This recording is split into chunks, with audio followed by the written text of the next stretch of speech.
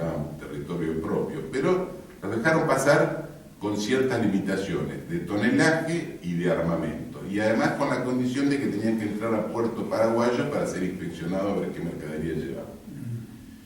El 18 de noviembre del 64, los brasileños mandan un buque que se llamaba Marqués de Olinda, lleno de armamento, y en vez de entrar en Asunción pasa de largo. Entonces López lo hace capturar, le requisa toda la mercadería, mete preso a los tripulantes y le declaran la guerra a Paraguay. Para este entonces ya estaba formada la alianza, aunque no estaba firmada. En 4 o 5 meses antes ya la habían formado en el Arroyo Rosario, habían quedado de acuerdo en cómo hacer la alianza, incluso ya en los diarios se hablaba de alianza, etc., y de cañonazos.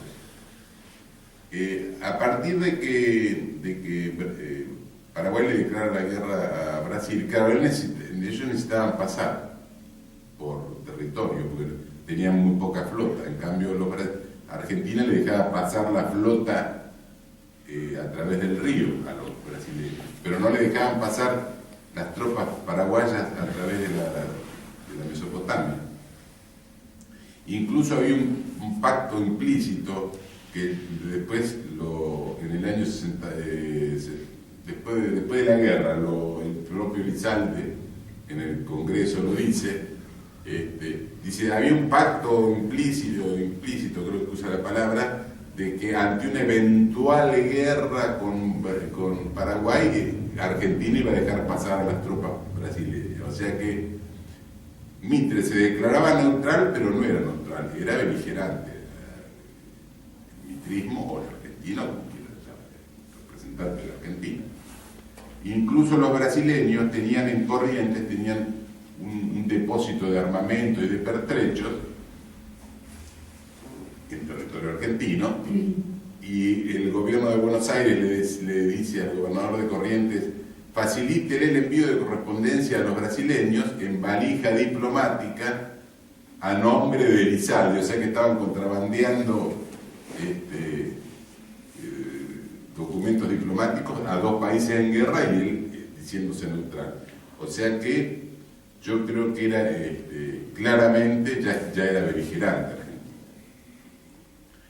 Argentina. Urquiza, que siempre jugaba a varias puntas, ya en Caseros ya había estado con 2 pies en cada canoa, con un pie en cada canoa. Bueno, ahora estaba con un pie en cada canoa y estaba con una caña pescando en Uruguay, en Brasil, porque hablaba con Mitre medio continental, pero que sí, que no, que si invadimos, que si vamos, que si nosotros vamos a Buenos Aires los vencemos, pero hablaba con López, porque él incluso era compadre de López, le decía: yo le voy a conseguir el permiso, y si no se lo dan, los entrerrianos vamos a hacer la vanguardia del ejército paraguayo. Pero mientras tanto hablaba con Brasil, no dejaba cruzar a los federales hacia Paysandú, que la estaban bombardeando, y hablaba con los brasileños. ¿Y de qué hablaba? De la venta de caballos. Le vendió 30.000 caballos del ejército, de todo el ejército entrerriano, se lo vendió a los brasileños. Y desde ese momento pasó a ser proveedor del ejército en la guerra de Paraguay. Por eso algunos me dicen: no, pero Urquiza era muy buen militar. Sí, como militar era muy bueno, pero como vendedor de caballos era mucho mejor. Entonces, ¿cómo fue después? ¿Cómo se declara la guerra con Argentina? Como Argentina le niega el paso a Paraguay, ya para eso en las calles de Montevideo ya se estaban festejando, hacían manifestaciones con la bandera paraguaya y uruguaya, festejando que los paraguayos venían en su defensa. Inclusive lo van a ver al cónsul, al representante paraguayo en Asunción, en Montevideo, y en medio de compromiso dijo: hay 30.000 hombres que están preparados para cruzar la angosta franja que nos separa. Y Incluso el Manfelier, que era el representante francés, le informa a su gobierno de la beligerancia que había entre ambos países. La cuestión que no lo dejan pasar, entonces López le declara la guerra públicamente el 14 de marzo del 65.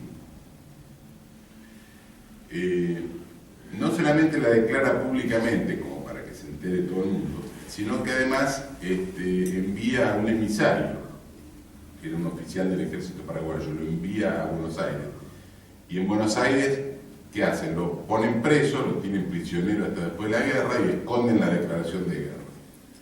¿Por qué esconden la declaración de guerra? Porque todo el interior estaba en contra de la guerra, de ir contra Paraguay. Inclusive gran parte, o parte de Buenos Aires también estaba en contra de ello. Entonces era una forma de, bueno, esperar que nos ataquen y después somos el país agredido. Más o menos lo que hizo Roosevelt en Pearl Harbor en la Segunda Guerra. La cuestión que eso se supo porque, por ejemplo, el gobernador cordobés lo dio a conocer, el cónsul inglés le dijo, vi la declaración de guerra, entonces, pero Mitre estaba distraído, no estaba en otra cosa, él no se había enterado todavía. La cuestión que el 13 de abril del 65 ocupan Corrientes, entonces ahí Mitre sale al balcón y dice, bueno, 3 días en los cuarteles, 3 semanas en campaña y 3 meses en Paraguay. Estuvo 5 años y casi no perdió en alguna circunstancia no perdió la guerra de casualidad, ¿no? Así que bueno, eso es más o menos, yo ahí llegaría hasta ahí para no hacerlo largo. Yo creo que para desmistificar un poco, porque ¿qué excusas se usan siempre? Dice, no, Argentina hizo la guerra contra Paraguay, dice, para liberarlos del tirano. ¿Cómo? Para liberarlos, por empezar, nadie les pidió que los libere. Además, justamente lo va a liberar Brasil, que tiene 4 millones de negros esclavos en su propio territorio, y va a ir a liberar a nosotros. Además, para liberar a los paraguayos los mató a todos, dejó el 25% de la población. ¿A quién liberó? Mató al 75% para sacar un tirano. Y la otra excusa que se usa es esa de que atacaron sin previa declaración de guerra, y por eso yo la quería desmitificar. Yo iba a leer alguna frase, porque hay varias, todas estas intenciones, no solamente es que uno las supone, están inclusive escritas, ¿no?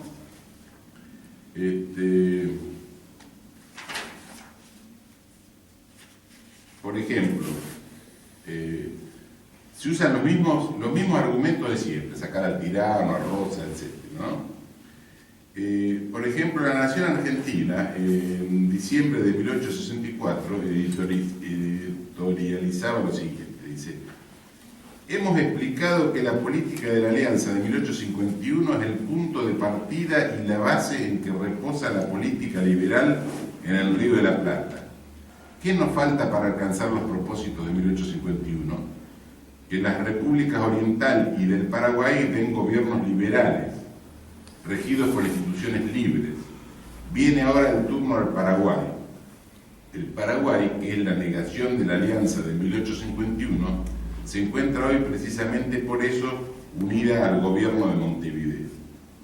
Y en otro testimonio lo da, por ejemplo, Pastor Obligado, que dice, cuando Venancio Flores invade la banda oriental, Pastor Obligado en el diario Tribuna pone: no es la causa extranjera, es el partido unitario en su lucha eterna con la mazorca, cuyo espíritu transmigró a Montevideo. Lo que deseamos para esos hermanos es la libertad, un triunfo más completo, como entre nosotros no deje ni un chacho ni un urquiza. Ahora, eso fue alguna de las confesiones de la Confederación de la Argentina, ¿no? De la Confederación del Mitrismo. Los brasileños también dejaron muchos rastros de lo que estaban peregrinando, digamos. Por ejemplo, durante la guerra hubo varios intentos de abordaje de la flota, de los brasileños que quisieron, de los paraguayos que quisieron abordar los acorazados de la flota brasileña, que casi en alguna oportunidad lo lograron. Entonces Caxias tenía mucha desconfianza de que le tomen la flota, entonces se le daba vuelta a la guerra. Entonces manda un largo informe al emperador, que yo por supuesto no lo voy a leer, saqué 2 o 3 párrafos, y en uno le dice que si toman la flota, dice, todo estará perdido. Entonces todos nuestros planes sobre la República Argentina y Oriental y las demás repúblicas del Amazonas quedarán frustradas para siempre. O sea, una confesión directa de cuál era el plan de ellos. Y en otro párrafo agrega, con la paz, porque le dice dice, nosotros nos conviene hacer la paz, dice, porque con la paz tendremos conservada nuestra actitud para un mejor tiempo, para llevar adelante y con los otros medios las pretensiones imperiales sobre las repúblicas americanas.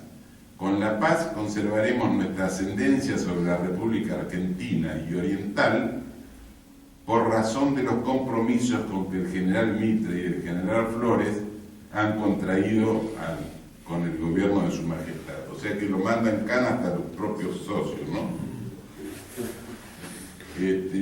Así que para mí está muy claro lo que pasó.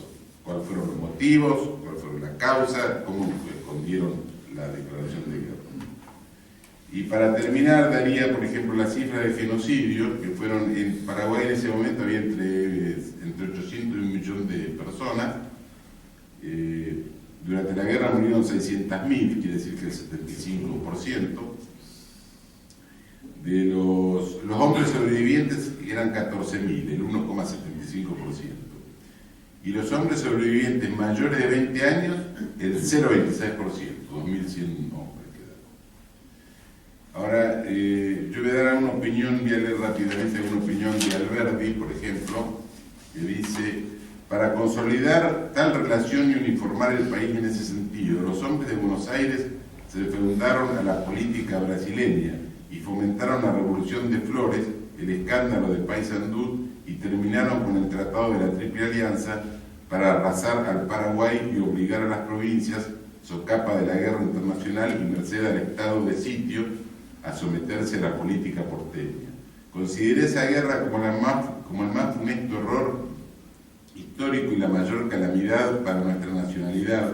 Por eso la combatí desde el extranjero, como lo hicieron Guido Hispano y el mismo Navarro Viola, que con verdadero patriotismo debía mostrar a nuestras provincias el abismo en que nos conducía tan monstruosa guerra, contraria a los intereses verdaderos del Plata, y que solo serviría al Brasil para debilitar a sus linderos del sur, consolidar su influencia agresivamente imperialista y legalizar sus usurpaciones territoriales. Luego yo he sido atacado esta vez por no defender al Paraguay, no por defender al Paraguay, sino por defender a la República Argentina, no por aparaguayado, como se dice en Buenos Aires, sino por argentino. Es el patriotismo nacional argentino bien entendido. Y inclusive ahí, porque los que lo atacaban era Sarmiento y Mitre, le echa en cara, le dice, yo al menos no estuve en casero bajo la bandera extranjera y con uniforme de oficial extranjero. Después, la otra opinión áspera es la de Sarmiento, que Sarmiento, incluso después cuando lo matan a Solano López en Cerro Corá, viene con una banda de música a la casa de Mitre a festejar, a tocar una serenata, y le escribe a Mrs. Mann, que era una amiga de él, una maestra norteamericana, le dice, no crea que soy cruel, es proverbial que un tirano haya hecho morir a ese pueblo guaraní, era preciso purgar la tierra de toda esa excrescencia humana. Y el 1 de abril de 1969 lo vuelve a escribir, dice, con emigrados de California, una colonia en el Chaco que puede ser el origen de un territorio y un día ser un territorio yanqui. Después, en una carta a Manuel García le dice, la guerra no está concluida, aunque aquel bruto Solano López tiene todavía 20 piezas de artillería y 2000 perros que habrán de morir bajo las patas de nuestros caballos. Ni a la compasión mueve ese pueblo rebaño de lobos. Estamos por dudar de que existe el Paraguay, descendiente de razas guaraníes, indios salvajes y esclavos que obran por instinto o falta de razón. En ellos se perpetúa la barbarie primitiva y colonial. Son unos perros ignorantes. Al frenético, idiota, bruto y feroz borracho Solano López lo acompañan miles de animales que obedecen y mueren de miedo. Es proverbial que un tirano haya hecho morir a todo ese pueblo guaraní. Era necesario purgar la tierra de toda esa excrescencia humana, raza perdida, de cuyo contagio hay que librarse. La proverbial sutileza argentina, ¿no? Sí, sí, bien suave esa de los derechos humanos. Sí. Mitre, bueno, ya había dicho eso, ahora le toca al Paraguay. Y por último voy a leer algo de la masonería, porque siempre, yo creo que la guerra hubo varios actores, estaba Paraguay, Argentina, Uruguay, Brasil, incluso hubo países americanos que apoyaron, aunque sea de palabra, a Paraguay, salvo Bolivia, que lo apoyó no solamente de palabra, sino que le ofreció 10.000 hombres que Solano López no aceptó. Estados Unidos quiso hacer un poco de mediador, incluso hubo unos excombatientes de la guerra civil, de la flota, que se ofrecieron como corsarios, se ofrecieron al representante de paraguayo que estaba en Francia y no lo aceptó. Pero si hubiera aceptado, claro, la flota brasileña se le iba a ver en dificultades porque no iban a ser los dueños del río Paraná. Después el ministro Thornton interviene en todas las negociaciones, siempre como mediador o como beligerante. Inglaterra estuvo en todas, ¿no? Y Thornton estuvo en la punta del Arroyo Rosario, en la preparación del tratado, en fin, en todo. Perdón, una cosa, había un contingente, una legión paraguaya, una legión de paraguayos que peleaban contra su patria. Sí, sí. ¿También? Sí, en todos lados hay zapallos, no me haga acordar. Entonces, la masonería, voy a leer algo referente, un breve párrafo. El 29 de septiembre de 1868, en un banquete de la masonería que ofrece a Sarmiento y Mitre, agitando un instrumento masónico, dice: ¿qué es Sarmiento? Un pobre hombre como yo, un instrumento como este. Dice: ¿qué somos ahora? No somos sino agentes serviles y pagados a módico precio de las plazas extranjeras. Le agradezco la sinceridad, Mitre, de las pocas cosas que le agradezco. Y después dice: cuando nuestros guerreros vuelvan de su larga y gloriosa campaña, podrá el comercio ver inscriptos en sus banderas los grandes principios que los apóstoles del libre a cambio han proclamado para mayor gloria y felicidad de los hombres. O sea que yo creo que está absolutamente claro, no sé si a alguno le quedó duda o acepto, cuáles eran los verdaderos motivos de la guerra. ¿Cuáles fueron los verdaderos motivos? Era romper la autonomía de Paraguay, imponer libre comercio, llevar la masonería que se puso después de la caída de Asunción, y que sigue un poco la línea histórica de todo lo que ha pasado acá y en Europa también, pero si nos referimos a la historia nuestra, y que ha continuado, y no voy a decir hasta cuándo. Así que bueno.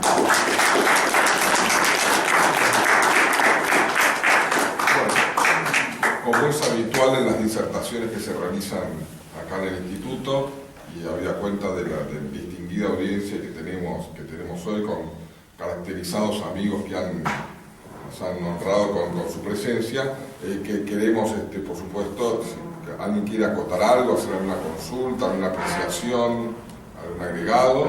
Una observación con respecto a los porcentajes de los hombres que murieron, que decía el profesor. Voy a contar una anécdota nada más. Fueron tan pocos los hombres que quedaron, que mi padre allá por 1980, en un viaje a Paraguay, en la Embajada de Argentina en Paraguay, le presentan a un señor que orgullosamente decía que era descendiente del canasto. Entonces, ante esta presentación, mi padre se extraña y pregunta a qué obedecía lo del canasto, quién había sido el canasto. Y el canasto había sido un hombre que había quedado mutilado en la guerra, que cuando habían quedado hombres en Paraguay prácticamente, lo llevaba en un canasto como aparato reproductor para que pueda seguir teniendo hombres, hijos, descendencia. Esta barbaridad tan espantosa, si bien no exactamente, pero Pepe Rosa, en su libro La Guerra del Paraguay, habla cuando en el frente de batalla el general Geriobes, que reemplaza, queda al mando de la tropa, y él, después de una avanzada argentina, descubre que los muertos eran todas mujeres. Entonces el general Geriobes manda una carta a Mitre, que estaba en Buenos Aires en ese momento, para decirle que, por Dios, terminemos con esta barbaridad que estamos cometiendo. Sí. Y esto se lo retruca Pepe Rosa a Lanusse, cuando Lanusse se queja porque Perón había devuelto los trofeos de guerra a Paraguay, y Pepe Rosa le dice: mire usted, señor Lanusse, que su antepasado, el general Geriobes, fue quien primero determinó el espanto de que los argentinos estaban cometiendo en el Paraguay. Sí, eso sucedió también en los esteros de Ipecuá, que durante la noche atacaban a las lanchas que trataban de escapar, y eran todas mujeres. Inclusive, creo que fue en la toma de Humaitá, hablando de que había paraguayos que peleaban contra Paraguay, algunos incorporados por la fuerza, porque había un batallón de traidores paraguayos que vino y se ofreció contra Paraguay. Pero había muchos que estaban incorporados por la fuerza al ejército argentino y obligados a pelear contra Paraguay. Y en una de las batallas, dice que uno cuenta que se asombró porque un sargento paraguayo cruzó el campo y se abrazó con un soldado paraguayo que estaba en el ejército argentino. Pero se dio cuenta que después se dio cuenta que no era un sargento, sino que era una mujer disfrazada, digamos, que vino a abrazar al marido. O sea, que la hacían pelear hasta entre hermanos. Y después, con respecto a eso que yo dije, de que las tropas de Paraguay eran más instruidas, porque las tropas brasileñas, por ejemplo, iban 40 negros por cada blanco, todos esclavos que iban a defender lo que no les interesaba. En cambio, los paraguayos defendían su propio territorio y eran mucho más instruidos, lo dice el propio Alberdi. Paraguay incluso, creo que fue el primer país sudamericano que tuvo ferrocarril. Sí, sí. Sí. Hasta el día de hoy. En 1850. La locomotora se llamaba Santiago. Y en cambio los brasileños eran mucho más, por ejemplo, hay una anécdota que un tipo cuenta que le habían mandado a un grupo de hombres a levantar el telégrafo y sacar el cable del telégrafo. Entonces un brasileño dice: no sé para qué nos hacen llevar este alambre que habla nuestro idioma. Quiero hacer una agregada más. Facundo mencionó a José María Rosa, no había hecho una mención así, por supuesto, no era taxativa, nominativa, de algunos académicos que habían tenido vinculación con la investigación y el esclarecimiento de muchos aspectos de la historia de la guerra del Paraguay: Juan Pablo Oliver, Dualde, Ortega Peña, De Paoli, tiene que hacer así. Y es cierto, además, José María Rosa fue embajador argentino en Paraguay, creo designado en el año 73 por el general Perón, sí. Y en los diálogos que tiene con Pablo Hernández, enumera todas las instrucciones que le da Perón, digamos, y en el cual permanentemente se menciona esta cuestión de reparación histórica, ¿no?, que debiera tener Argentina respecto a la participación en la guerra del Paraguay, lo importante que era y que tuvo que ver con esto de la restitución del trofeo de guerra, ¿no? O sea, me había olvidado mencionar eso, digamos, haciendo un raconto de distintas personalidades del instituto que habían de alguna manera tenido que ver, y es verdad, se me pasó lo de José María Rosa, que fue embajador en Paraguay, ¿no? No sé si hay alguien que quiera hacer alguna otra acotación, alguna consulta. ¿Misiones y Formosa eran de Paraguay? ¿O oficialmente? Disculpame. Si Misiones y Formosa fueron de Paraguay. Bueno, estaba un poco en conflicto. Misiones, los paraguayos reivindicaban Misiones hasta la divisoria de agua. Incluso no estaba muy definido, incluso cruzaban por tierra para llevar mercadería de Brasil. Misiones en esa época no era lo que es hoy Misiones, sino que era mucho más grande. Bueno. Incluso hasta una parte de Entre Ríos actual era de Misiones, por ejemplo el pueblo de Chajarí, que está ahí cerca de Corrientes, era de Misiones. Por eso San Martín yo creo que no es correntino, como dice. Claro, misionero. Claro, la reivindicación la reivindicación posterior de la Argentina respecto a la actual provincia de Misiones se remitía a que las ruinas jesuíticas, digamos, de la provincia de Misiones, que era mucho más amplia que la provincia de Misiones, era parte de lo que es Corrientes, parte de lo que es Río Grande do Sul, tenía una jurisdicción política directa, dependencia directa de Buenos Aires en la época del Virreinato del Río de la Plata. Al momento de la expulsión de los jesuitas y el abandono del territorio de Misiones, eso todavía en la época del periodo colonial, hubo una ocupación fáctica y real de pobladores paraguayos. Había una soberanía real de Paraguay en el territorio misionero, pero que era territorio no muy desarrollado, era una cosa abandonada, tenían ganado. Estaba en litigio, por ejemplo. Estaba en litigio, no había poblaciones establecidas del Paraguay, era como que había algunos cultivos, algunos poblados cuando Rodríguez de Francia lo metió preso a Bonpland. Claro. ¿Por qué lo metió preso? Porque Pancho Ramírez se había peleado lo expulsó, digamos, lo obligó a irse a Artigas. Francia le concede el asilo, lo manda al norte, y Ramírez le pide que se lo devuelva, lo quería fusilar, y él se lo niega Francia, inclusive le manda algún emisario y le fusila al emisario también, para que no me molesten más.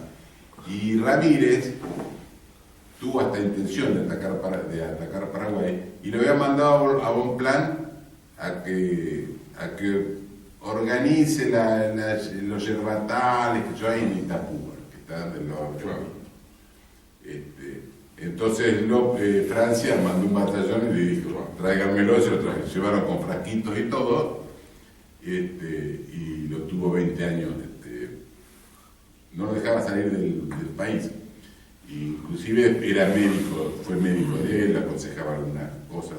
Después lo dejó en libertad, y hay una anécdota que dice que cuando salieron, cruzaron la frontera, lo dejó volverse, y cuando salieron, al otro día lo asaltaron y dice, bueno, entramos en territorio argentino. Y respecto al tema te pregunto, el tema del Chaco, lo que es la actual provincia de Formosa, es un territorio inhóspito, ¿no? Digamos, habría seguramente una divisoria ambigua, digamos, territorialmente, pero el Chaco y Formosa como tales también fueron con colonos poblados con posterioridad a la guerra del Paraguay, ¿no? Sí, son territorios en y el mismo Misiones también era un territorio inhóspito después de la expulsión de los jesuitas. Determinada era muy difícil de determinar. Pero nominalmente creo que había una jurisdicción argentina que ya venía de la época del virreinato, ¿no? Pero los límites siempre son como vos decías, el límite, algunos consideran la divisoria de aguas, son todas las zonas de montes que hay en la columna de la provincia, otros los ríos, en fin. En la cartografía de la época elaborada en Paraguay, estas dos provincias que hoy son Argentina, sí, ellos la consideraban propia de su geografía, ¿no? Claro. Es que hubo una ocupación real del territorio. Sí, incluso la ciudad de Corrientes en algún momento dependió de la administración de Asunción. Pero en eso debe haber influido mucho el lenguaje. Porque en la época del virreinato ya estaba dentro de la jurisdicción de Buenos Aires, ¿no?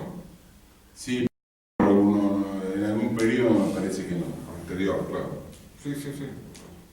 Otro comentario que quería hacer referido a la actuación militar de Mitre, que la historia oficial, y sobre todo escrita por Mitre y todos sus seguidores, han querido reivindicar como genio militar la figura de Mitre, cuando en realidad Mitre fue responsable de la mayor derrota del ejército argentino en Curupaití. Claro. Mira, Mitre fue, de los que yo conozco, el único ejército que fue como caballería y volvió como infantería, porque cuando fue a Sierra Chica a combatir a los indios, que iban a ir a 900 con Mitre y los indios eran 600, los indios le comieron hasta los caballos y tuvo que venir a pie. Y además fue el único general que perdió un desfile porque se equivocó de calle y llegaron tarde. Así que con eso te digo todo. En lo de Curupaití, bueno, ahora no lo voy a contar porque es largo, pero fue una tragedia que acá en Buenos Aires decían, no cuentan los muertos, sino los sobrevivientes. Ahora desde el artilugio historiográfico se permite el término de reivindicar el heroísmo, está bien, el heroísmo de Curupaití, digamos, pero... Ahora, hay una versión que indica que Curupaití, el error de Mitre fue atacar después de una gran tormenta con la caballería. No, mira, si quieren les digo. Sí, brevemente, con todo gusto, sí.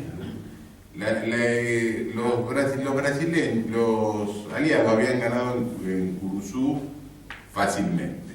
En el interín, bueno, después los paraguayos empezaron a hacer una trinchera en Curupaití. En el interín, López le pide la entrevista de Curupaití, de Yataití Corá, y le ofrece incluso que él se retiraba del gobierno si no cumplían con la triple alianza, etc. Entonces Mitre pensó que estaba vencido, que era fácil. Entonces antes de Curupaití se peleaban los brasileños, incluso Venancio Flores y los brasileños, y Mitre a ver quién iba a ser el jefe. Entonces al final, bueno, ganó Mitre tenía que ser el jefe, pero las tropas le iban a comandar los brasileños. El campo de la trinchera de Curupaití estaba separada por un terreno muy llano, y los paraguayos habían hecho pozos de lobo, les llamaban unos pozos con púas, lo tapaban con ramas, y los argentinos, los aliados, pensaban que iba en paseo militar. Sí. Incluso algunos dicen que el ejército iba vestido con traje de gala y tocando la banda. Cuando llegaron le habían hecho como un muro de árboles árboles espinudos. No los pueden, cuando los quieren traspasar, los brasileños le mandan una bandanada, los paraguayos le mandan una bandanada de cañonazo que los retroceden. Y Mitre le decía avancen hasta un punto dado en que los mismos brasileños dijeron, che, vamos a volver porque nos van a matar a todos. Mataron a 10.000 y los paraguayos murieron 92. Sí. Previamente ya lo habían bombardeado con la Tamandaré, con la armada, lo había bombardeado, había matado así de 5 o 6 personas. El resto, los paraguayos juntaban las balas para hacer fundirlas y hacer sus propias balas. Vanderlei dijo, no, eso en 2 horas os descangallo a todo. Descangallo a todo, estuvo bombardeando todo el día, no hizo absolutamente nada. Acá en Buenos Aires decían, ganar la guerra sin la escuadra es difícil, pero ganarla con la guerra es imposible. Fue un desastre. Inclusive antes de la batalla habían entre la Armada y el Ejército habían hecho como habían combinado qué señales iban a hacer. Entonces la señal con bandera, ¿no? Las señales eran: ganamos, se retiran los paraguayos, vamos hacia Asunción, qué sé yo, todo. Pero no había ninguna que decía, claro, que contemplaba la cantidad de la derrota. Sí. Estaba todo ¿cómo es? Todo calculado menos el fracaso. Todo calculado menos el fracaso. Otro tema que le quería preguntar, profesor. Y después le damos una pregunta al profesor. Perdón. No, por favor. Bueno.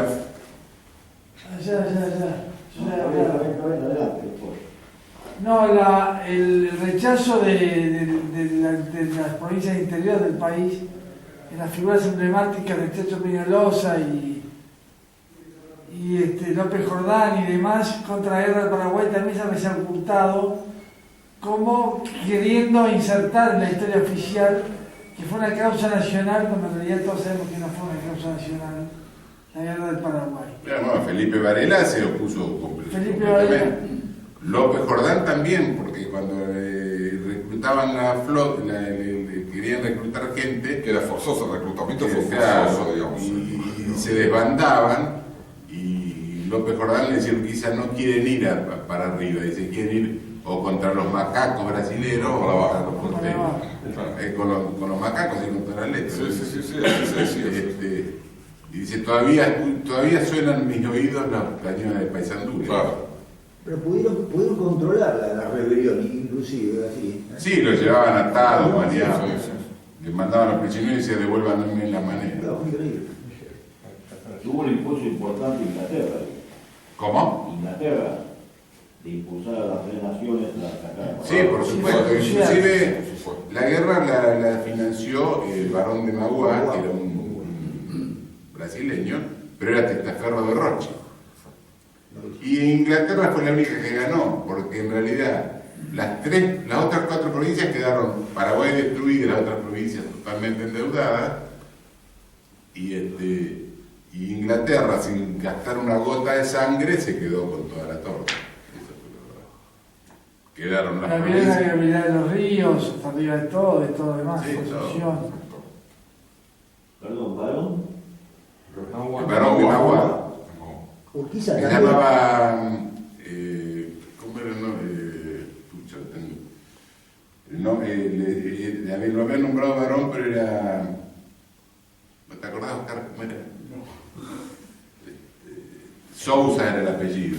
¿No fue ese que fue asesinado por la madre de la hermana? Bueno, él había sido, la madre se casó con otro, quedaron huérfanos ellos. Entonces, la madre se casó con un hombre joven, con otro hombre, y entonces se lo dieron a un tío. Y el tío, que era navegante, lo dejó, a él creo que lo dejó en Río de Janeiro.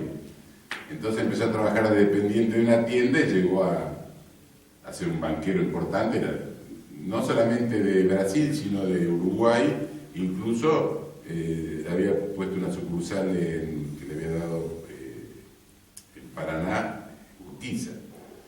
Después de la guerra, él en realidad no estaba de acuerdo con la guerra, porque decía que iba a ser un mal negocio. Y efectivamente vendió hasta los lentes de oro para poder subsistir. Después lo dejaron, como suele suceder, ¿no? Uno le hace, al imperio le hace de cipayo, y después cuando no necesitan más, Mal pagador. Bueno, concluimos entonces la disertación de hoy. Le volvemos a hacer una pausa.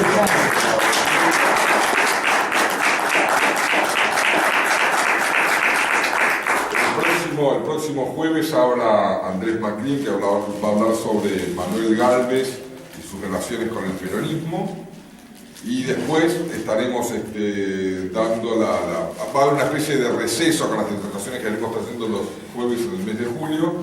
Y después nos encantaría ya poder informarles una fecha, que volvemos a informar, sobre la presentación del nuevo libro de Leonardo Castagnino sobre historias de La Pampa. Así que antes de fin de año vamos a volver a tenerlo a Leonardo acá con nosotros. Bueno, muy bien, profesor, encantado de escucharlo como siempre. Bueno.